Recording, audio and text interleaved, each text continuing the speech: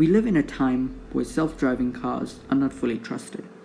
There are plenty of skeptics out there, and the horrific Tesla car crash does nothing to help its case. If you haven't heard about the Tesla car crash yet, just keep watching and I'll fill you in on the details.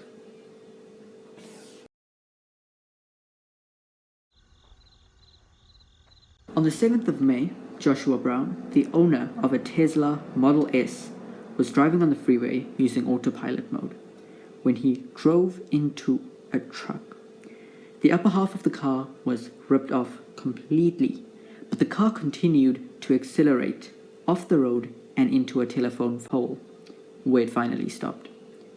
While the truck driver survived, Joshua Brown, the owner of the Model S, did not.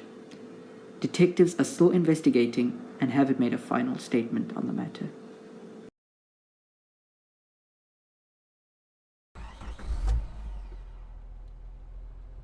So far, there have been two possible theories.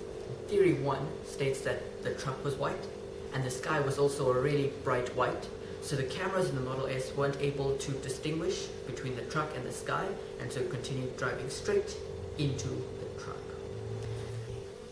But to me, Theory 2 seems more credible.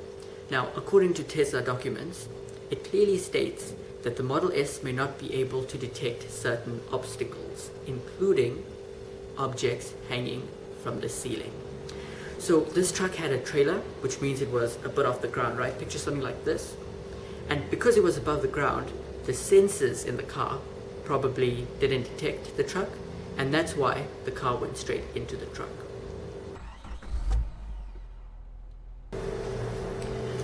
Now, when something like this happens, you have to ask yourself, who was responsible for the crash? Was it the human or was it the machine? Firstly, we know that the truck driver and multiple other witnesses say that they heard a Harry Potter movie playing at the time of the car crash. In the car wreckage, they also found a DVD. So all evidence points to this guy watching a movie instead of watching the road. Secondly, we know that in April, he uploaded a video to YouTube. This is the driver himself, Joshua Brown, uploaded a video to YouTube that showed him in the car using the autopilot feature. And in the description, he specifies that he uses the car to its full potential. That means that he could have been watching a movie at the time of the crash. Thirdly, this is in Tesla's defense, they clearly specify in their documents that the driver should be alert at all times and keep their eyes on the road.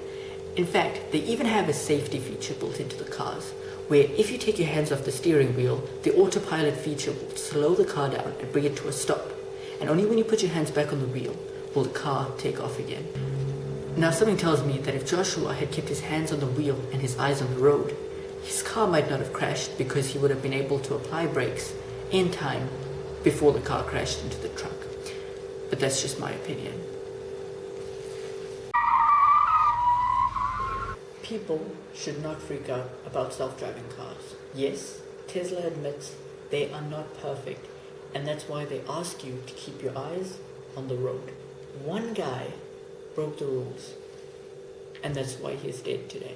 I personally love self-driving cars, and I hope to see more of them in the near future.